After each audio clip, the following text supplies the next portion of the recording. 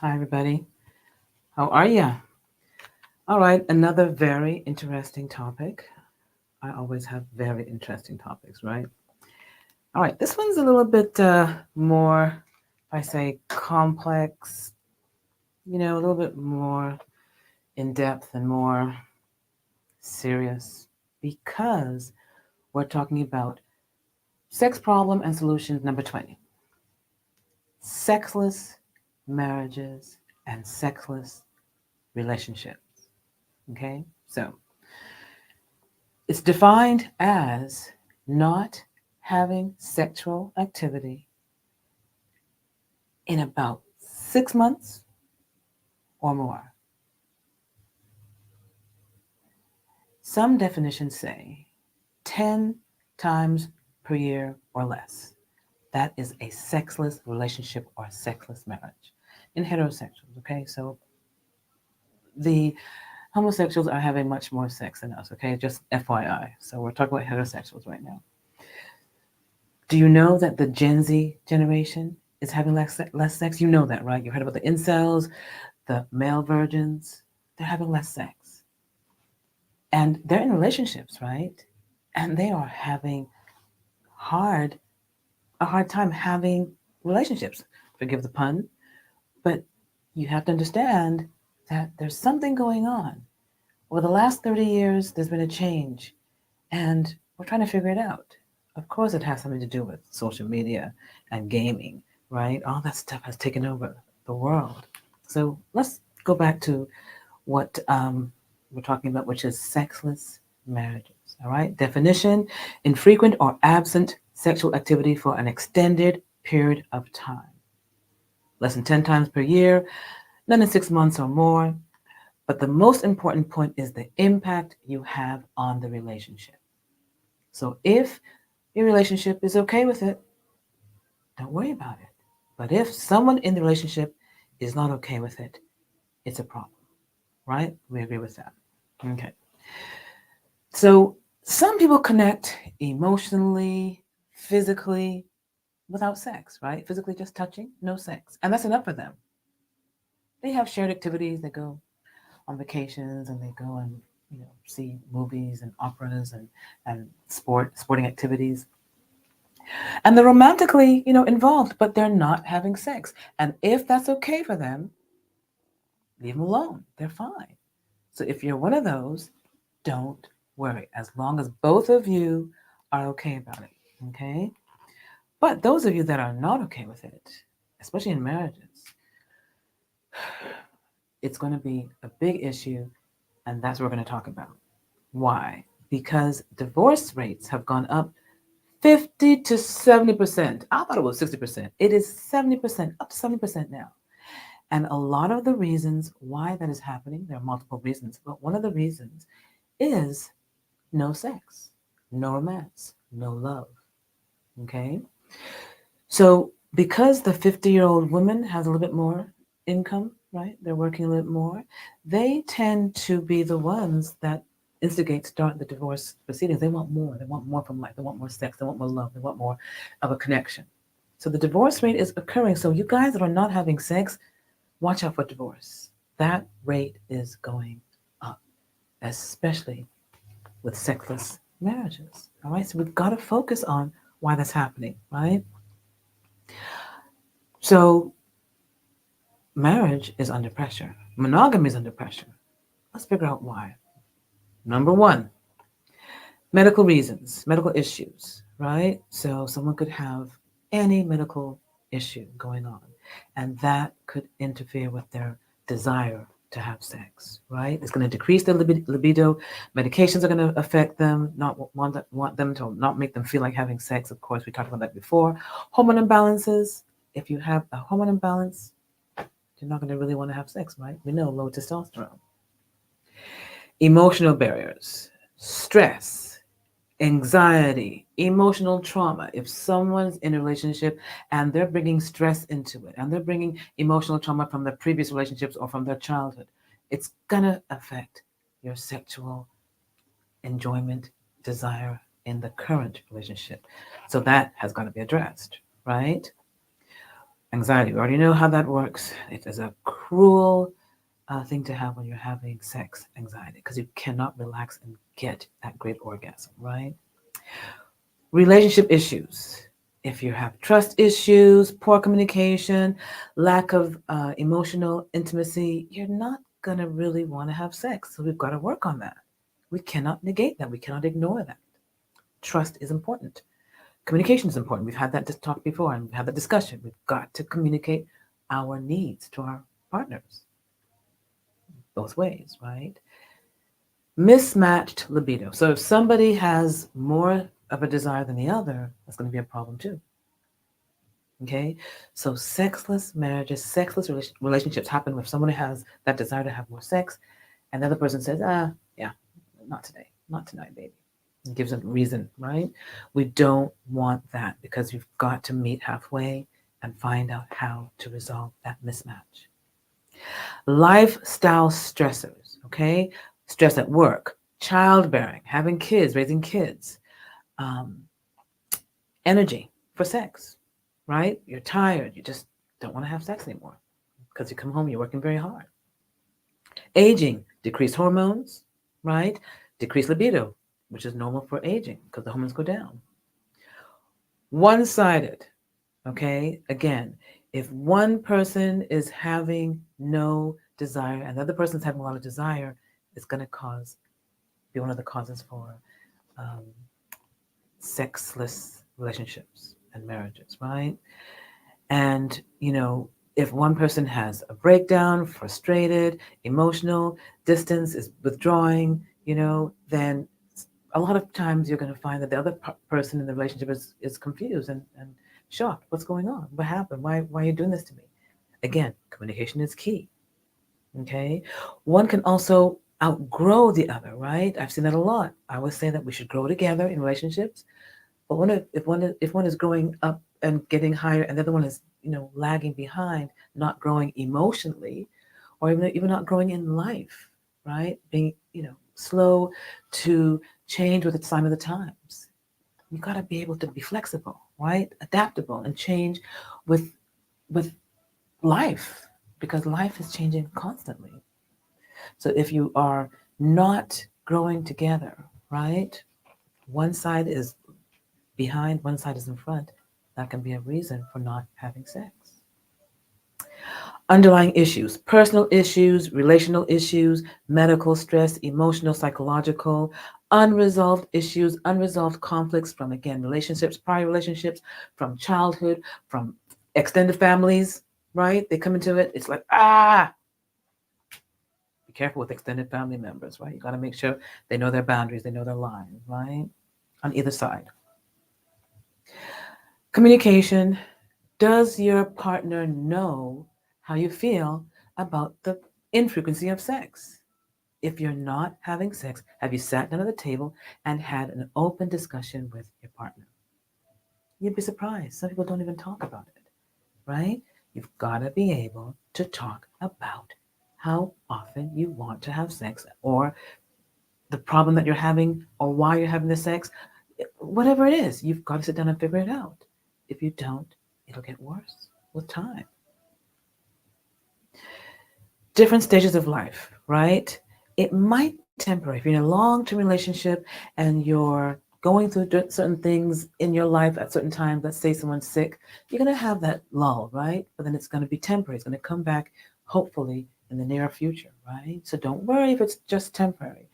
Anticipate it, breathe through it, and then just look forward to it when it comes back again, okay? Self-esteem issues.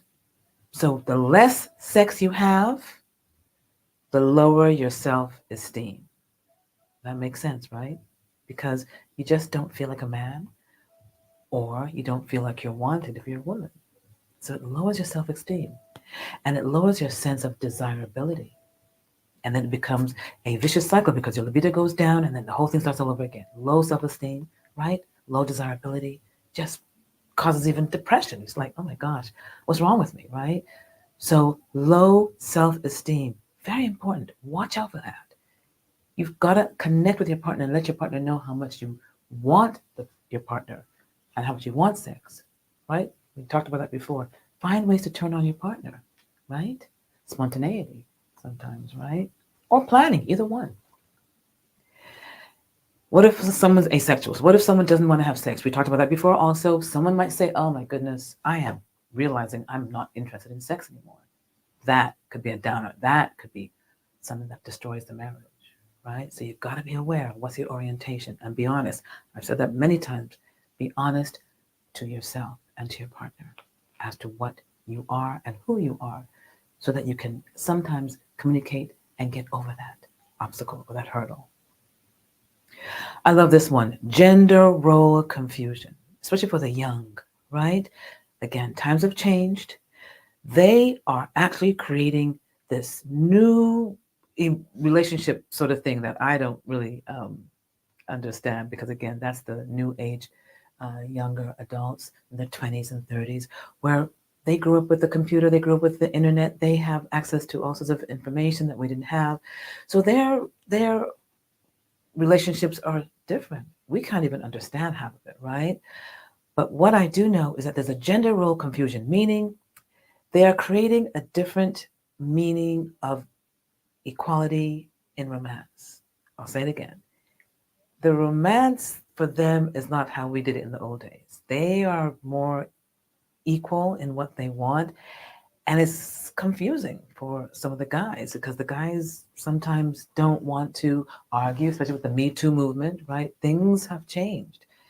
Um, so they are sometimes a lot of confusion goes on with them and they are frustrated because they don't know how to handle it. But they need to learn, right? They need to learn. The young guys and the young girls need to increase that communication more than ever now, right? Because of all those video games too and social media. So the incels or the male virgins need to be addressed. They need to be talked to. They need to get into how to have sex, how to communicate, how to attach, right? So they need to define it clear, the couples, right? Or the people in relationships. What is their role? You want to be able to, what we call share influence, shared influences, right? Sharing your influences. Talk about it. What is my influence on you and what is your influence on me if you're in a relationship and you're in the younger years? You've got to define that influence. What is your role as a man? What is your role as a woman? Right? What is your value as a man in a relationship? And what is your value as a woman in a relationship? Sometimes talking about values and what you expect from each other in a relationship will definitely help communication, right? And help the bonding and the attachment get stronger. But you've got to work at it. It's not easy. It's not something that you take for granted. You've got to know that it is something the two of you have to be concerted and be targeted at making sure you spend time and talk to each other and openly discuss sexual issues to make sure that physical intimacy, that romantic intimacy, and that, social or psychological intimacy happens too, right? That bonding. Okay. The,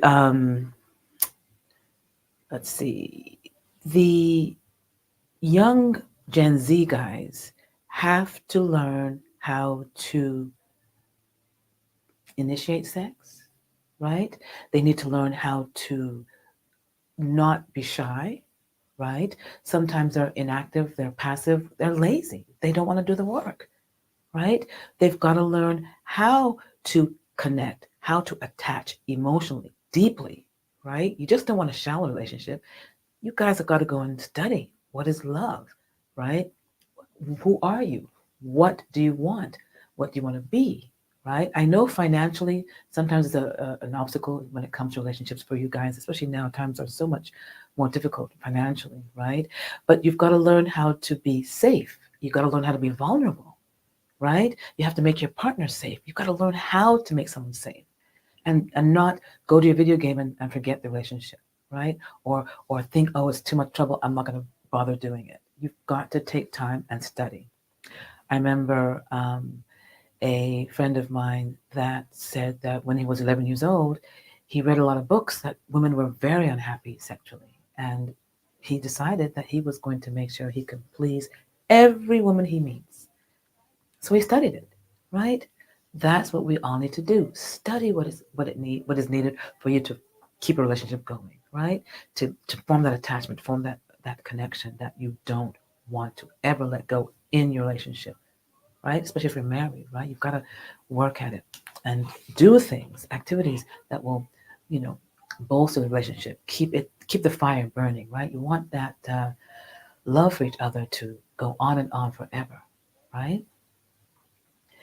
So the Gen Zs, we've got some work with them. Okay, I have some kids in the Gen Z. That's why I know.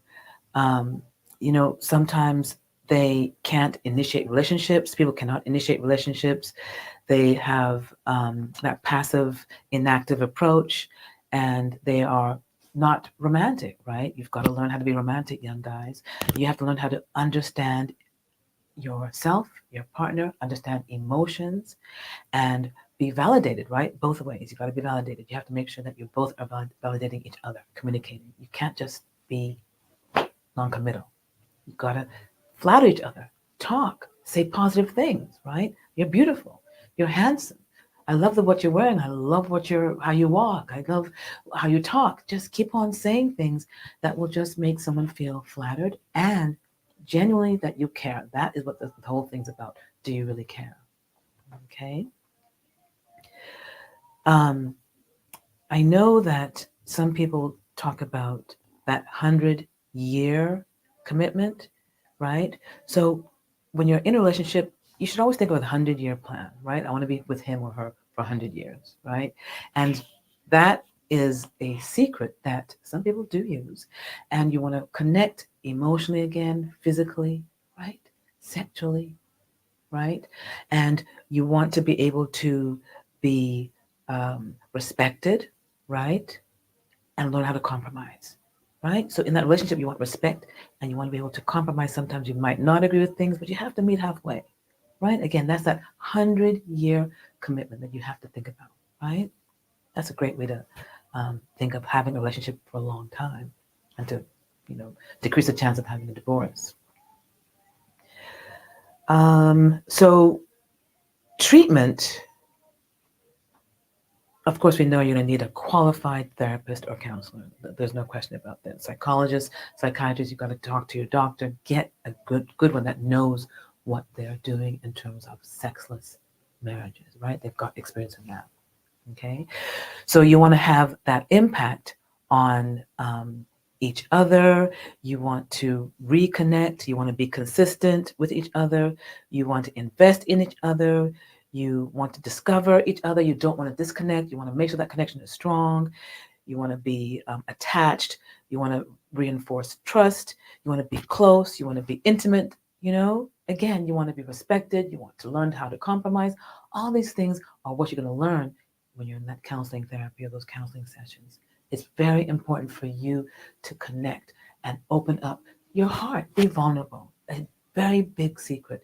Yes, it's a risk when you're trying to learn someone or try to understand someone, but it's a risk worth taking all the time. Well, with someone that you're in a long-term relationship with. I don't want you just doing it to anybody randomly, right?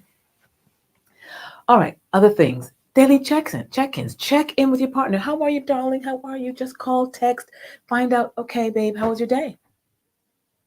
Now, some people don't like daily, and I know that. I've had that happen to me before. They don't like that daily, hello, how are you? And I really, really feel sad about it, but I'm cool. I compromise, and I said, okay, all right, I won't be disturbing you every day. Not easy because I love to talk, as you can see. But daily check-in. How's your day? Are you stressed out? How's your mom? How's your family?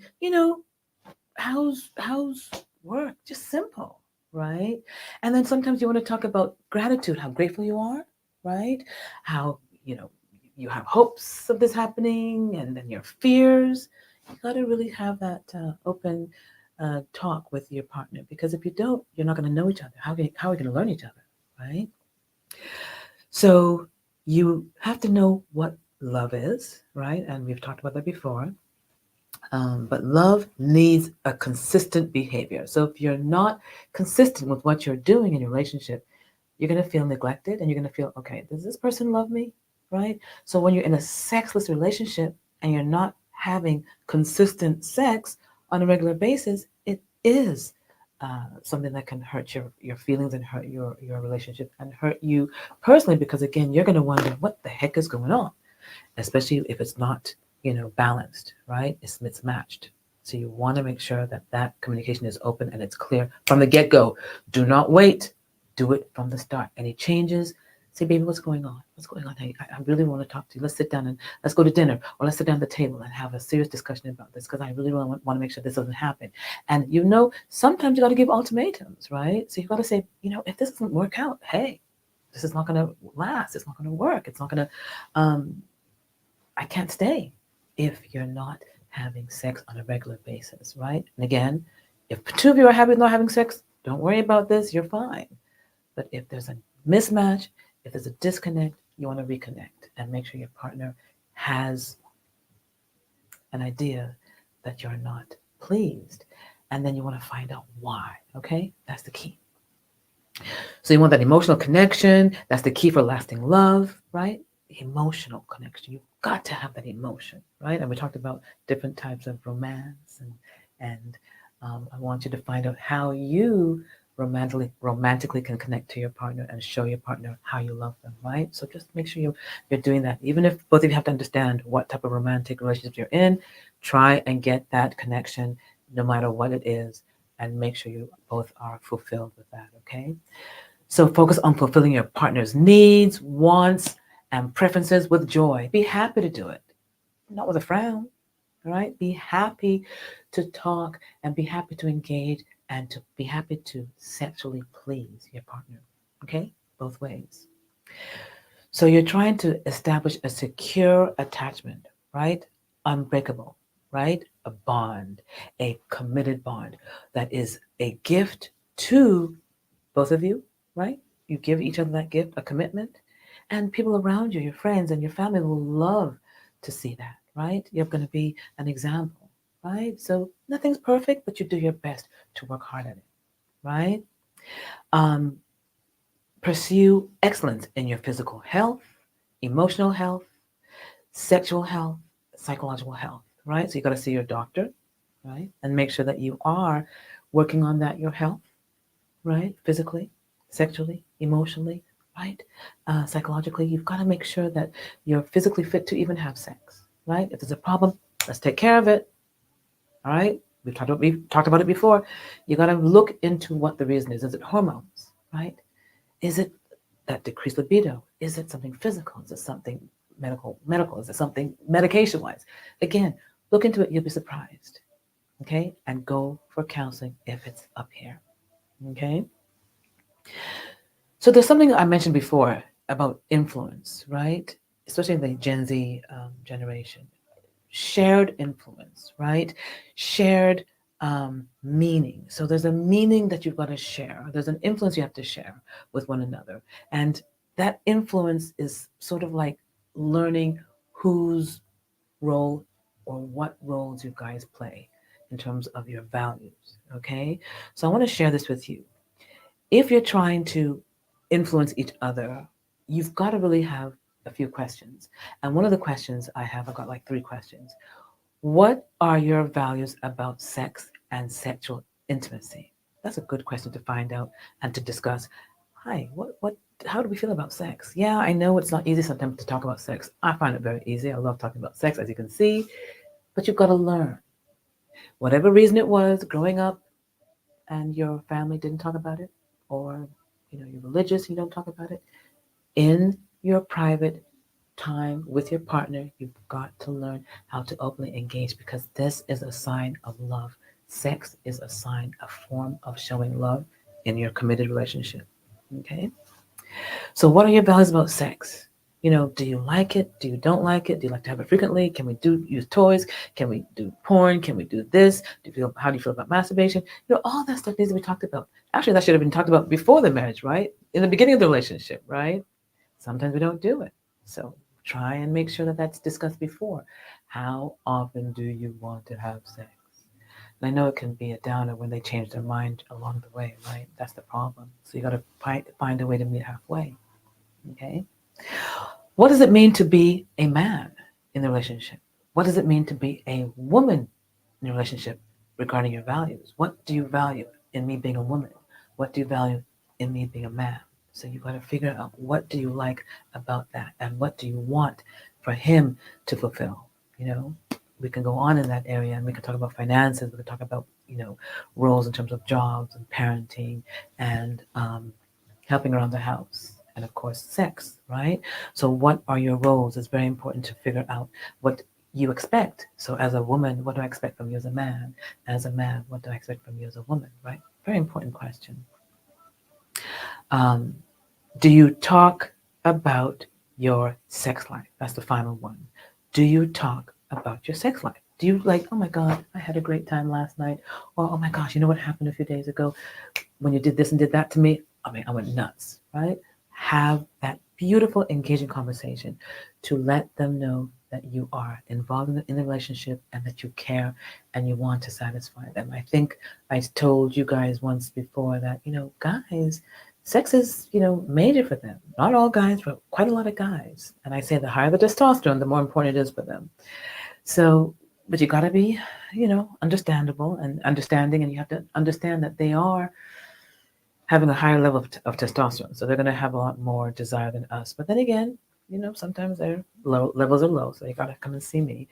But my point is that you have to enable your partner to engage sexually with you when you have low hormones, right? You've got to be able to say, okay, I've got low hormones. I'm not having a great time with this, and get some help.